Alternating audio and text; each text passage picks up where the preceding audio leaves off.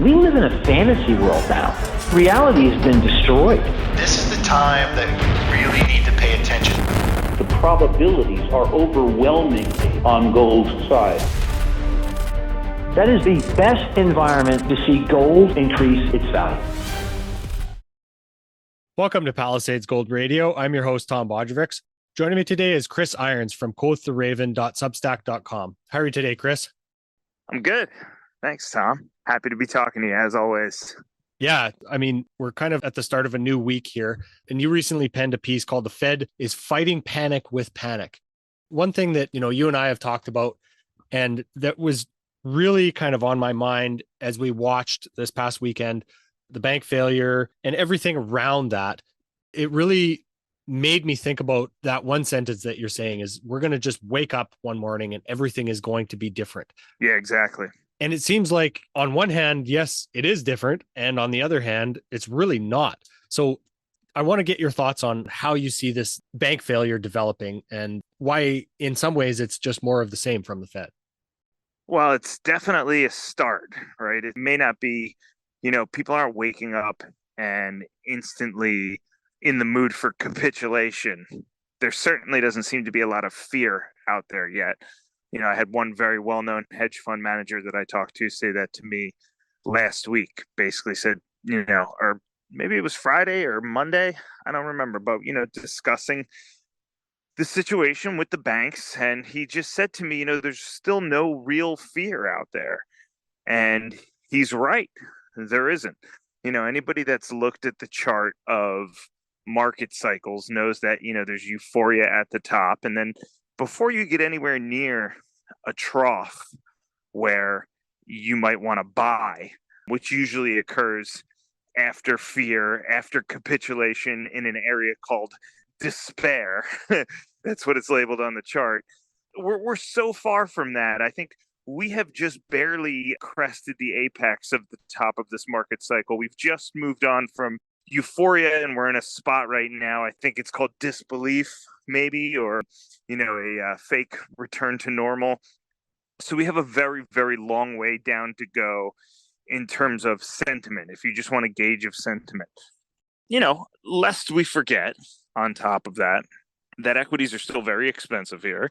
The S&P is still trading at 18 times declining earnings. Next year, earnings growth will slow over the next year. And so that multiple will get a little bit larger.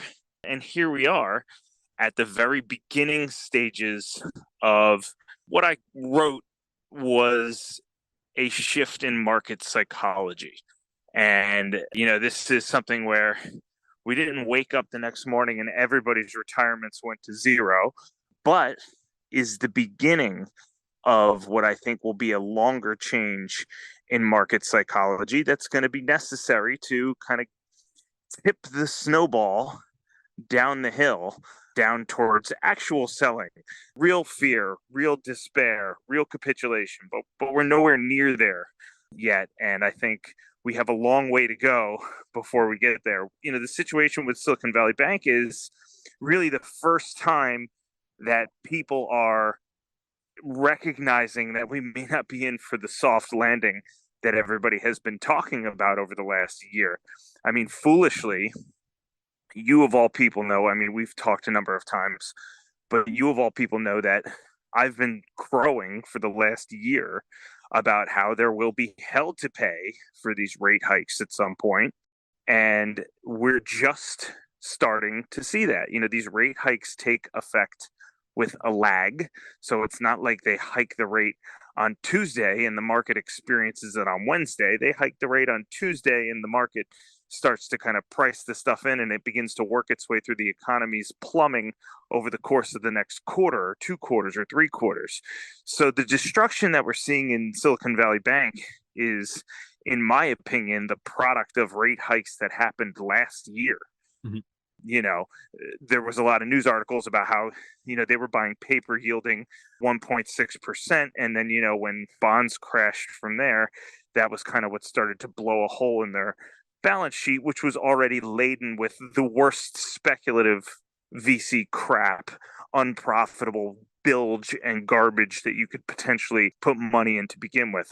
So who knows when the fall in bonds and the hike in yields began to be a real problem for these guys. But, one thing is for certain, I think that the pain that they're experiencing is not a product of, rate hikes that took place over the last 3 months. I think they are just because what happens is when you have an issue, you try to cover it up, you try to patch it up, you try to do everything, but eventually, this fire sale that these guys had to do last week, because when you do that, it shocks the market. Mhm. And so you take every other step necessary before that. And then you get to the point where the shit hits the fan publicly. And I think this blow up, absent whatever the Fed is trying to do here with, this miniature bailout that they're putting in place, is going to be the first of many. And we are going to see now the dominoes that essentially fell last year already. The market is going to start to see those now. And so, that's going to throw a huge wrench in the gears for anybody that thinks that we're heading for a soft landing. I mean, that entire thesis is off the table now. Why? Because, inflation's at 6% and we have a situation now where the Fed can't hike rates anymore. So they are backed into that corner that you and I have talked about for the last year. They are officially in the predicament between the rock and a hard place here, where they're going to have to let inflation win, or they're going to have to let the economy collapse. And, I think they will probably let inflation win. The difference here, Tom, and the main key here is I wrote last week on my Substack, will market psychology go first, or will and then break the economy and break the market, or the market break first and will that break psychology? And I think we got a little bit of both here. But I think the most important thing is now everybody who went into last week thinking that the idea of a soft landing was possible, and with zero risk aversion blinders on, all of those people are now on notice that this might not be the case. And that's all it takes. That's all it takes to start a self-fulfilling cycle lower, where fear begets fear and deleveraging begets lower prices, and on the mess goes until things really start rolling down the hill. So I think that the psychological element here is the most important thing, because if you have 100 million market participants, let's just say, between funds and individuals and whatever, doesn't even matter, just throw a number out there, say there's 100 million people somehow with connections to the market, and everybody's risk aversion 2 weeks ago was essentially zero, because CNBC and all these idiots have been saying that, oh yeah, we're definitely gonna, we're on our way to a soft landing. One anchor wrote, Powell is a skilled pilot. He's gonna bring us in for a landing. It's like, yeah, okay. Have you forgotten about math? But anyways, all of those people who thought, okay, we're at 5% and we're fine here. Nothing's broken. The economy hasn't exploded yet. All of those people now are going to adjust their risk tolerance. And even if it's only a little bit, even if everybody only adjusts their risk tolerance 5%, that 5% times 100 million market participants, and all of a sudden you have a very, very different sentiment among market participants. So now what we have going into the end of this week, going into next week, is we have a situation where people are on notice, and now we have this tug of war between, the Fed trying to instill confidence in the market and participants' willingness to believe and trust in the Fed and have confidence in the Fed that they have it under control. And that's going to be interesting. That's why you see the market whipsawing, down 2%, up 2% in the same day, because nobody really knows yet. Does the Fed have it under control, or, is something else going to break? And, the reason that I was writing that the Fed is fighting a panic with a panic is because already, over the last 12 to 18 months, the Fed has made a point of trying to posture as though it wanted to break the back of inflation. And here we are, with the first kind of crisis in the banking sector, And by the way, this isn't JP Morgan, this isn't the housing market going bust. This was a portfolio of dog shit that deserves to go to zero first. And that's exactly what's happening. It's going to zero first. Why? Because it is the most speculative things people could get their hands on. It was the early stage venture capital companies that aren't established, companies that are not turning a consistent profit, companies that may not even have a niche of a business model that's worthwhile. And so those are the types of companies that are supposed to go bust first. That is quintessential euphoric malinvestment. And at the very, very first sign of that portfolio having problems, the Fed has already stepped in. So they have taken their credibility in terms of the fight against inflation out back and shot it. Obviously, if the Fed begins to ease, it's going to exacerbate the inflation problem instead of solve it. And so they're stuck in a very delicate type of situation here where it doesn't seem like there's any winning situation. I would have said, let this bank fail. I mean, there is just no way that taxpayers in any way, whether it's through inflation via printed money or it's through an increase in tax receipts or however they want to say it. I know the White House is saying, none of this will be, put on the taxpayer. Look, the money has to come from somewhere. Nobody in the public deserves to have exposure to this portfolio of dog shit other than the people that knowingly took on the exposure to the portfolio of dog shit. And so, that's it. I mean, if there's a name for the Fed to bail out, it is not Silicon Valley Bank. And so here we go again. We're going to have endless discussions about moral hazard, and Fed's on a different trajectory. The stakes have definitely been upped, right? The Fed said we're going to fight inflation. They got rates up to almost 5%. The first round of betting has been made around the poker table, right? So you got people kind of throwing their bets in that the Fed's going to be able to do it. And then all of a sudden, the cards have come out, and now the second round of betting is going to go around. And people are really going to get a little bit better of a perspective on where they stand, what hand we're really holding here versus when we were just looking at our two hole cards. And it's not good. We didn't catch anything on the flop. So everybody will readjust accordingly, and the pressure ratchets up a little bit further for the administration, a little bit further for the Fed, and look, I mean, you and I both know this, as do your listeners. If you are a precious metals investor, this is exactly what you know was going to happen and predicted was going to happen and have to love to see, because this is the beginning of the Fed destroying its credibility, which will eventually, I know gold was up $40 today or something. That's nothing. That's child's play. Those are kiddie numbers, okay? Hundreds and hundreds of dollars an ounce when this thing unravels in 1, 2, 3 day spans. I think that's what I'm predicting, because it's going to be very clear. We already saw it in Bitcoin. Bitcoin was up 10% when the Fed first announced this thing. I mean, that would be, that'd be $190 an ounce for gold. It's very, very possible. As a matter of fact, I predict it will happen at some point this year. It's not ridiculous. So as a precious metal investor, if you just want to sit back and look at your bullion or look at your mining stocks and watch Jerome Powell napalm his credibility in the economy and the US dollar all at once, I mean, have a sip of your iced tea and watch the show. But that's pretty much where we are now. I mean, the pressure has been ratcheted up here. This is stage 2, right? We're no longer on stage 1 here of this ridiculous soft landing narrative that should have never been a thing to begin with, as you and I both know. But, what are you going to do? I mean, you got a whole market and a whole financial media full of idiots. Mm-hmm. Chris, do you think that bailing this bank out, like you said, that they should have let it fail? What do you think the risk of contagion that they were acknowledging there really is? And is that the biggest reason that they actually came to the rescue for that? Well, that probably is. And that, there's going to be contagion, right? I mean, that's what happens when banks fail, So what do you want? At the end of the day, would there have been more bank runs?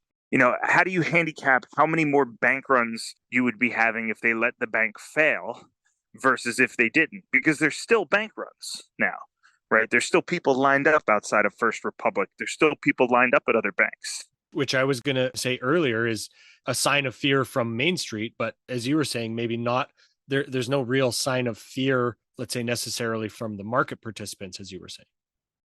No, there isn't. And at some point, the bank runs would stop and the free market would kind of make a decision on which banks are solid enough, creditworthy enough, have enough assets so that, they look appealing as investments despite the panic. And so it wouldn't be this never-ending cycle that just destroys the US economy, completely all in one fell swoop, but there would be more contagion and, other people would wind up losing money, but then it would be over with. That malinvestment would be out of the system, that fear, that capitulation, be brought on sooner and it would be dealt with sooner. And on the other hand, you have the idea of bailing out the bank, which, sets a completely different, they both have negatives to them, right? The negatives of bailing out the banks are, it's going to be inflationary. It's, it's a loss of credibility for the Fed, just as there would be, and that's a kind of a broader and a less recognizable negative, but it's a zero-sum game. So, it's as much of a negative as would be if the Fed let the bank fail. It's just different. They just kind of posted it to their books a little bit differently. Mm-hmm. So it's just a question of, at the end of the day, is maintaining the Fed's credibility and integrity worth it? There's an argument, and I don't know, I'm sure there's a calculation you could run here. I don't know what it is, but at the end of the day, there has to also be a case for Jerome Powell coming out and saying, look, I said we're going to fight inflation, and that's what we're doing, and we're not doing bailouts, and, we're on a mission from God here. While that may have less desirable of an impact immediately, and it would, likely shock and awe the markets a lot more than bailing out the banks. It would also, on the other hand, kind of keep Jerome Powell's credibility and the Fed's credibility intact. And that could be meaningful in other ways. Maybe we would start to see inflation come down a little bit more. People would psychologically not be worried about rising prices as much if they knew that he was as committed to fighting inflation, so committed that he would let a bank fail. So there's a lot to weigh out. It's it's a shame that we've gotten ourselves in this conundrum to begin with, where we're so far off the path that any move in any direction, the consequences are going to be amplified 4, 5, 6, 100 times more than they would have been. Maybe if we had just let 2008 play out and just rebuilt from scorched earth after that. Mm-hmm. Is there, for the time being, Chris, do you think that this is a way that they maintain their fight against inflation as long as we see another even 25 basis point rate hike in the coming meeting and bailing out this bank? Is that a way that they get their fight against inflation for now alongside a quote unquote soft landing? Yeah. I mean, Tom, let's get real. We know a soft landing isn't happening. Whether they raise 25 basis points or they cut 100 basis points at the next meeting is irrelevant for the underlying economy that is already, like I said, a lot of this shit has made its way through the economy already. We're just waiting to hear about the blowups. Mm-hmm. The only difference, raising a quarter or cutting 100 basis points is going to make is on, short-term market psychology, right? It's going to send a message to the market on a very short term that, hey, the Fed has already pivoted. They're committed to changing course. Equities will be fine. Metals are going to moon, this, that, and the other. And I think if they hike a quarter point right now, after all these investment banks have come out yesterday saying that they expect no move from the Fed, I think if they hike a quarter point, I think that'll scare the shit out of people. I mean, we've been enduring these 50 basis point hikes like it's nothing. People are just have been laughing at them over the last 12 to 18 months. So I've been watching it happen. You have got to be fucking kidding me. There is no way that we should. I mean, when the market crashed in 2018, it was because it was due to a series of 15 quarter point hikes in a row. The little minimal dosage hikes spread out over years. And here we are, stuffing 50 basis point hikes down the throat of an economy with record levels of debt across the board. We've worn down all of our pandemic savings. So, I don't think it's going to make a difference. I think we've already, the seeds have been sown as far as what's going to occur in the economy over the next year. The Fed's action from this point forward will just serve as a short-term, temporary, psychological indicator, weather vane. And then there's a second layer of game theory there about, the Fed losing or gaining credibility from what it does. I mean, I would almost say it's worth it to raise a quarter point to say, hey, despite the bailout, we're still committed to trying to fight inflation. But, I think we both know where this is headed. Mm-hmm. This is a lose-lose scenario, no matter what they do, because they've already sown their seeds here. Every day that goes by, we're living another day with the federal funds rate at 4%. Mm-hmm. And every day somebody else misses a bill, or somebody else misses a payment, or somebody else spends a little bit less discretionarily because of that. And what's happening today in the economy, the mortgage payments that are missed this month, the car payments that are missed this month, they won't show up in delinquencies until, maybe the third or fourth quarter of this year. So along those lines, right now, we're just experiencing some of the turmoil that we put into action last year. So the difference now is now that the bad news train is going to continue, and trust me, it will. There is going to be other huge problems coming up here. I don't know where they're going to be, if they'll be in banking, if they'll be somewhere that nobody expected. Who knows? Maybe this is the kind of environment where you're just kind of sitting around one day and all of a sudden, maybe some enormous tech company that nobody would have suspect just gets accused of fraud or something. There's just an environment now where there's so many wild cards, because pressure on the economy, pressure from higher rates, it starts to really tighten the nuts and bolts and screws of all these companies. And, we're going to see something that nobody's going to expect. I don't know what it's going to be, but it'll happen. Just as nobody expected the Silicon Valley Bank thing. Might be in banking, might be somewhere else, but there will be other screws that blow. There will be other gaskets that blow. And at that point, we've sown our seeds. Like I said, the Fed has already put this into motion, and the public's on notice that it's time to kind of be a bit more risk off than they were a couple weeks ago. So I think there's hell to pay, and it's coming up. And I think maybe over the next year, the Fed will be late, by virtue of how I'm describing it. Everything with a lag, they're already late in taking action. So even if they come out and just say they're doing QE infinity again, and they decide to, do a 250 basis point cut as an emergency, it's just not going to matter, because there's still going to be so much detritus that needs to be flushed out of the system. So yeah, it's going to get good, dude. Just watch. And as we know, those cuts and everything come far too late, once things have already happened, right? But Chris, thinking about that market psychology that you were talking about earlier, one would think that there would have been a big flight into the dollar, and let's say maybe gold getting sold off alongside everything else today. But we really haven't seen that. Gold has been up solidly, and actually the dollar is down. So do you think that this could be maybe interpreted as the market somewhat acknowledging the amount of risk in the system and trying to flee to gold instead of the dollar? Well, I think it's the market acknowledging that the Fed has no spine. I mean, that's really all I think it is. The market sees what happened here with Silicon Valley Bank, mm-hmm. and they said the Fed's going to step in no matter what at any point with unlimited everything, and we're going to have an M2 explosion like we had during coronavirus, except maybe a factor higher than what we had during the COVID relief. And the balance sheet will grow once again. And where do you want to be when that happens? You don't want to be in the dollar. You want to be in gold. And I think this is just the market anticipating that. The funny thing is gold was up here anyways back in March of 2020. And then, the Fed kind of fooled the gold market, I think, a little bit into thinking that they were going to be able to land this thing softly.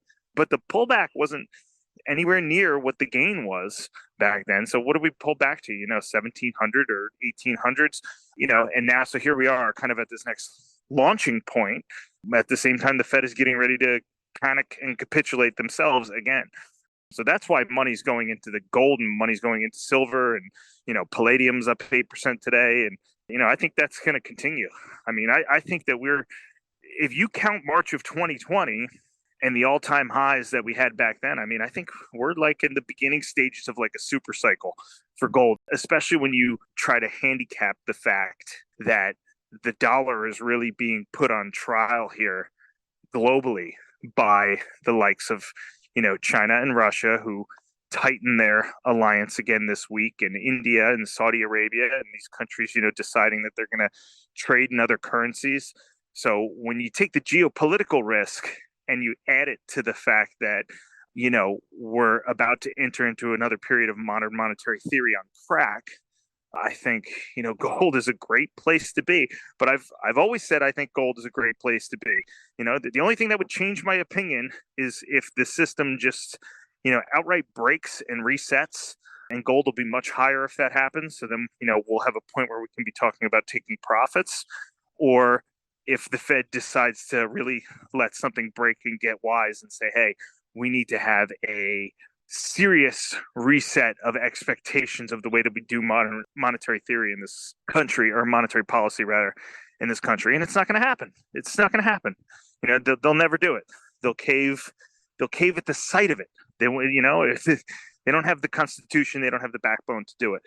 So yeah, I mean, look, you could argue gold's been in a super cycle since 1970, right? Like, it's only going in one fucking direction, up, because for as long as the dollar is the reserve currency, and the major central banks that run the world adopt and embrace a policy of trying to print their way to prosperity, what the hell else would you want to own more than gold? And I've been saying for 10 years, if I could only own one asset, that would be the one that I would want to own. And that tune hasn't changed, despite lots of short and medium term flack that I get, because you get a lot of people that want to trade it. You get a lot of people that are skeptical of the Austrian school. But here we are again, right near all-time highs and getting ready to launch. And I couldn't be happier that, I have exposure to miners, and that I add to that exposure on the daily. Chris, you mentioned that you think the next, let's say, round of easing or the Fed coming to the rescue is going to be, a factor higher than we saw during the beginning of the coronavirus outbreak. Is that because the Fed is going to have to come back to the table with more ammunition to have even less of an effect than they did last time? Well, and that's how it goes, right? That's how it has to be. That's the name of the Keynesian game. Mm-hmm. When you're shooting for inflation, consistent inflation, and you want to continue down the path of this, I don't even know what you call it, crony capitalist, Keynesian modern monetary theory, privatizing profits, socializing losses. When you want to run this system that they're running, you always have to come back with more, because the bubble always gets bigger and the crisis always gets bigger. And therein, lies the folly of it all, because eventually things just go parabolic. And then you have to really start to ask and answer some very difficult questions that the Fed, I know, is not interested in answering, and definitely not interested in facing. There's no elected leader, no politician that's interested in facing the music and looking our monetary policy in the eye and saying, maybe we're doing this wrong, because holy shit. I mean, talk about something for the populace to digest. That's about as big of a, shitburger as you can feed somebody. It essentially says everything that you've known your whole life is wrong, and we need to reset everything. And then you have like a massive disconnection of, I don't even know what happens. I mean, I don't know what happens to asset prices. I don't know what happens to currencies, but it's not a normal day at the office. I'll say that. Mm-hmm. So, Chris, do you think that this could be the beginning of maybe the Fed needing to acknowledge that they have to raise that 2% inflation target? Yeah. Oh, yeah. It really seems to me that if we're going to go back down this road of bailouts and, quote unquote, money not coming from the taxpayer to make these depositors whole, it really seems to me that they're going to lose the fight against inflation. Yep. despite even the base effects that are going to show inflation going in a positive direction for them. So They will adjust every variable they can. They will pull out every trick they can. They will do anything that they can do other than face the music. So if it means selling, treasury bonds with a 200-year maturity, then that's what it's going to take. If it's raising the inflation target to 5% per year, and if it's adjusting the CPI, and it could be all of the above, they will do all of those things before they face the music. So I think you're spot on, and I will lay it on the line right now on the phone with you. I'm not sure what other bold guarantee predictions I've made on this podcast before, but I will guarantee you that they will be raising their inflation target, because there is just no way that they can, stick. I heard this guy yesterday explaining why they have a 2% inflation target to begin with, and he can't even explain it. I mean, you would think after a decade of peddling this target, which everybody knows is arbitrary, right? Everybody knows they just invented it. There's no real reason that they have a 2% inflation target. And I forget what his answer was. It was like, well, that's what we've been doing with the European central banks. It's the number we agreed on. It'll let us do this and this. And I was just listening to his answer. I'm like, it's not even close to a coherent answer as to why the target is at 2% to begin with. And so, I mean, they literally just pulled it out of their ass. And they can do the same thing with a 3% target. And they can say, hey, well, what we decided is if we move the target to 3%, we get all the benefits of a 2% inflation target plus 1% extra. We get 1% extra benefits, or, we get the 1% helps us cool the economy more because it, lowers people's expectations of further inflation, or some bullshit nonsense. And that's what they'll do. Yes, I guarantee you the inflation target's going to get moved up. They're going to have to. It's one of the few remaining tools that they have. They'll do that in concert with, rate hikes and more QE, which will all come late. But yeah, they'll move it up to 2.5% or something like that. I'm giving you a guarantee on that one, Tom. Guarantee. Maybe even before the end of this year. Yeah, it really doesn't seem, again, I feel like something's got to give here. It's either got to be inflation or this not soft landing that, it seems like everybody except for the Fed sees coming. And like you say, the math just doesn't work out for any of these scenarios to be able to work out the way that the narrative has been told. And unfortunately, I think it's going to take time. But, you make the point that a lot of our listeners are hopefully understanding these things, already being positioned in gold and silver. And, hopefully that ends up serving the purpose that they see the value proposition of. And where did the excess first come from that kind of set this whole chain of events off here over the last couple of weeks? It came from crypto, right? In the crypto market, there's still so much froth and excess. And this is, going back to things we've predicted over the last year. I mean, you and I sat around and talked about how crypto could be the fuse that sets off the bomb that sends the economy into a tailspin. And that's almost exactly what's happened here, right? Silvergate went under. And if Silvergate doesn't go under, do people react to Silicon Valley the same way that they did? I don't know, but that was the first little nugget that was in people's heads. Like, okay, banks can fail. There's a crypto bank, but still, banks can have problems. Okay. So then when Silicon Valley comes up the next week and announces that huge $1.8 billion loss that they had to take, it was fresh on everybody's mind. So now Silicon Valley Bank is fresh on everybody's mind. So whatever happens next is going to really catch the attention of people. But, look, I said, I think maybe Bitcoin will survive this. Maybe still has to take another number of legs lower. Maybe there'll be plenty more blowups in crypto. There's surely a lot of excess and froth and filth and garbage and just, bilge in crypto, not the least of which is Tether, which will have to be addressed at some point. But, that's just another indication, like an 18 multiple on the S&P, that there really is no fear out there yet. So, now it's time to see the most speculative, least cash generative riskiest assets start to teeter. And that's what we've seen. Like I said, Silicon Valley Bank's portfolio is about as speculative as you can get if you're going to invest in companies. So now those dominoes will kind of work their way through the system.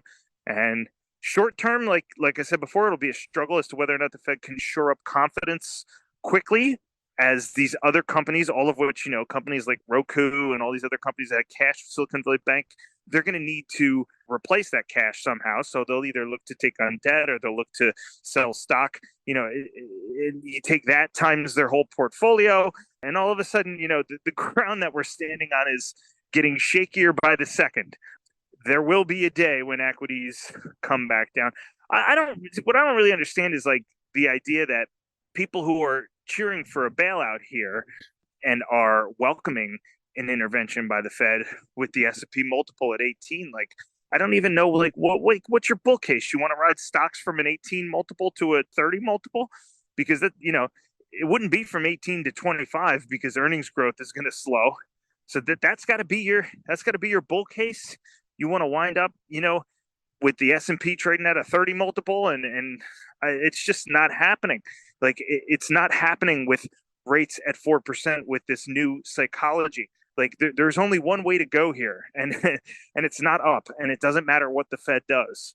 And so until you start to see some fear and then some capitulation and then some despair, the climate for buying equities, in my opinion, but for some select equities that I've written about on my Substack, just some extenuating circumstances, I think, the climate for buying equities, I think, is still not very good. The things that I would buy, that I continue to buy and own, of course, gold miners, silver miners, precious metal miners. I even actually dipped my toe into one or two of the regional banking ETFs this week in a very, very, very, very small size that I'll just kind of look to add. I took a couple of very speculative, risky stabs at a couple of these regional banks without really doing the necessary work on them. So don't follow me. But when JP Morgan was down, I nibbled a little bit of that. It still trades at 1.4 times book, which is expensive for banks. I'm not necessarily certain this is going to be a systemic banking collapse at any point, but I do think a lot of crap and a lot of regional banks could get wiped out. But really, what I said I'd like to own at the beginning of the year this year, which was, if you go on my Substack, I have a post called 23 Stocks for 2023. Gold and silver miners were two of them, kind of forecasting what has happened here. I don't have a lot of changes to my strategy because everything is kind of playing out the way that I thought it would. I also like, another one from my blog. I own the ITA, which is the Aerospace and Defense ETF, and I'm buying Lockheed and NOC and GD and RTX and LMT, Lockheed, like I said, all these defense stocks I like because I think shit's going to get real in terms of a Cold War and then perhaps a hot war. So I think even though those companies trade at a 20, 25 multiple, they're a little bit of an exception right now because of the way the world is moving. And so, all of the things that I wrote about at the beginning of the year, some other exceptions in the world of equities that I think make sense despite the crazy valuations, I've kind of tucked into that post. But having said that, the overall climate, I expect the indexes to decline. I expect tech to decline. There's still a lot of froth and speculation and risk that has to come out of the system. It doesn't matter what the Fed does when they do it. There's only one way to go here. If you own gold, I just look at it like, I pick these select equities that I like, and I own the miners at the same time. So even if the Fed decides to come in and bail out the entire stock market, we're going to put $200 trillion on our balance sheet tomorrow, and we're going to buy every bond on issue. It doesn't even matter what it is, which, we laugh about, but is unfortunately, sadly, probably somewhere in the Fed's plan. Even if that happens, the miners will just go crazy and you'll make your money there, even if you short the market. Mm-hmm. Yeah, it's interesting to think about the difference between gold and crypto here. As you're mentioning, there's the Circle stablecoin is supposed to be pegged 1-to-1 with the US dollar, and it had dropped down to like 87 cents on the dollar, which is massive volatility. Even Tether at one point had dropped 3% below the $1 peg. And, while that realistically doesn't sound like a huge deal. That kind of volatility and something that is supposed to be pegged 1-to-1. Yeah, when there's $60 billion of it on issue, right? Yeah, it just reeks of malinvestment. And well, it's more than that. It's fraud. It's fraud. There's okay. fraud in the stable coins, you know, so it's more than that. You know, all of these stable coins might as well be valued at zero unless they're backed 1-to-1 and the reserves are there and nobody can prove that. So at the end of the day, they're all going to go to zero with the exception of maybe one. And I don't know which one, because there will be a best that rises out of all of them and facilitates the need for stable coins, of which there really isn't that much of a need anyway. I think if you want to do crypto, you know, in the way that I'm positioned in crypto, and I'm a skeptic, but if you want to do crypto, you just own Bitcoin. That's it. That's the granddaddy, the bottom layer, the underlying of all this other crap. And so, you know, if the crypto market crashes, I'm not going to be in there buying, you know, Sol and Tether and this and that and the other. I'll buy Bitcoin, and that'll be that, because Bitcoin is the originator of the crypto ecosystem. It is the furthest along in terms of, you know, the network effect and the adoption and all the shit that, you know, all the Bitcoin guys say. But at the end of the day, you know, that's it. There's no need to own Circle. There's no need to own Tether. The fact that one of them has lied means that all of them have probably lied or have exposure to the other's lies. It will be a massive blow up in the stable coins and in crypto. It will be an enormous blow up.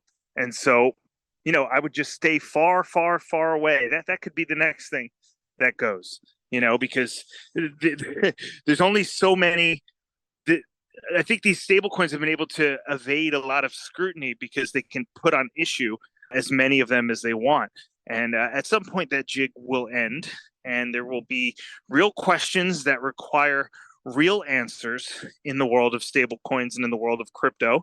And then we're going to see who's swimming naked. You know, we're going to really get a view on who has what they say they have and who is backing their stable coins the way that they claim that they are versus, you know, who's been fucking around. And my guess is almost all of them have been fucking around. And if they haven't been fucking around, they have exposure to another company that's been fucking around. So it is a big, giant, incestuous cesspool of just fraud and lies. For these products don't even necessarily have a need to exist to begin with. So that could get really ugly. But yes, back to your original point, you know, Circle is trading off its peg. You know, what does it mean? Will it come back? Yeah, look, at some point it's going to zero. You know, at some point Circle's going to zero. I don't know anything about it, but I can just tell you at some point it's going to zero. At some point, all these stable coins, I think maybe but one, will go to zero. The only question is when and how it happens and, you know, how far down the line.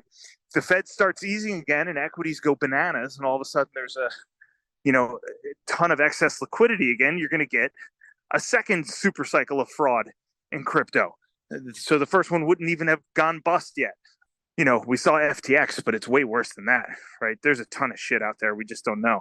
So, you know, that would be par for the course for the Fed, not allowing malinvestment to, you know, kind of come in and do what it's supposed to. But it's a possibility. You know, we saw Bitcoin up 10% because the Fed came in and, you know, are posturing as though they're going to start to ease again. So the word is out. But, you know, look, I don't even know what your question was going to be. But for something like Circle, you know, for something like USDC, one of these stable coins, I don't think about it ever. And I'm 100% certain that at some point it's going to zero or very close to zero. Mm-hmm. One of the other things that, you know, is seemingly constantly looming in the background here at this time is the geopolitical situation between China, Russia, this seemingly, you know, Cold War, proxy war, whatever you want to call it. And I want to get your thoughts on how we've seen that develop. And, you know, if this is just this incremental step-by-step slide away from, you know, the dollar hegemony that the US has enjoyed. Obviously, you know, you're not cheering for or championing for the end of the US dollar because of the pain that is going to cause. But at the same time, there seems like so many excesses as we just talked about need to be cleansed from the system here. And right. It just seems like the dollar has enjoyed this privilege in the world for such a long time that it makes me wonder when and how that does come to an end. Oh, well, it's going to come to an end. That is a certainty. And the other certainty is we will be baffled by it. We won't understand why and how it happens, and it'll be regarded as one of the biggest tragedies in the history of the country. I'm certain of it. Because if it happened tomorrow, the president would just have no clue. He wouldn't know what it meant. He wouldn't know why it happened. He wouldn't be more surprised if he woke up with his head sewn to the carpet, and it will happen. The question is just on whose watch and how is it going to happen?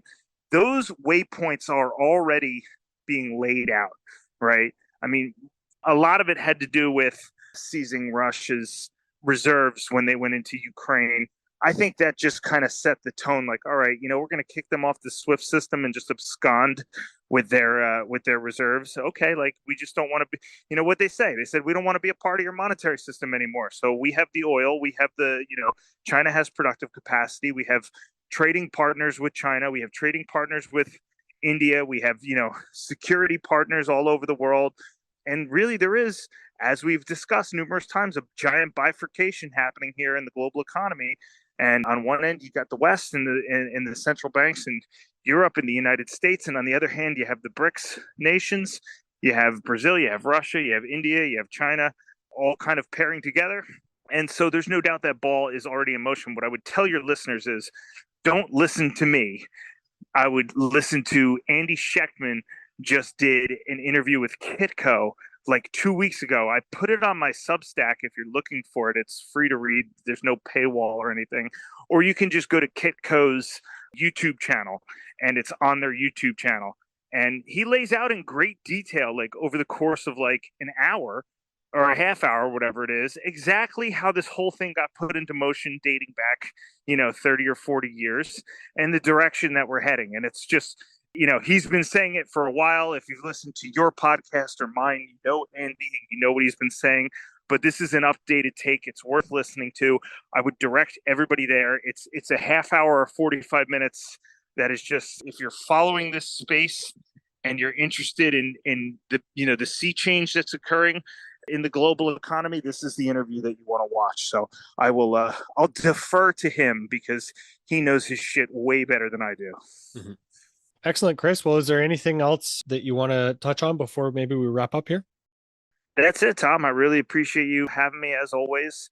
I listen to your podcast every day. Every time it comes out, I listen to it while I'm running, and just keep the great content coming. It's a privilege to speak to you and your listeners as always. Thanks for that, Chris. And I listen to every one of yours as well and read your Substack as much as I can. And I appreciate the take that you give me from a different point of view of the market, of not necessarily just solely focused on gold, because it helps me understand different sides to the mainstream market as well. Awesome. Thanks so much, Tom. Of course, your Substack, quoththeraven.substack.com, and at QTR Research on Twitter, right? That's it. Yep. You can just search for the name of the blog is Fringe Finance. So if you just do a Google for QTR's Fringe Finance, it'll come up. Excellent. Chris, thanks so much for your time today. Thanks so much, Tom. This podcast is for general informational purposes only. Nothing on this podcast should be taken as investment advice. Guests on this show are not compensated for their appearance. Listeners are urged to educate themselves and make their own decisions. Do not base any investment decisions on the information contained. To view our full disclaimer, please visit our website.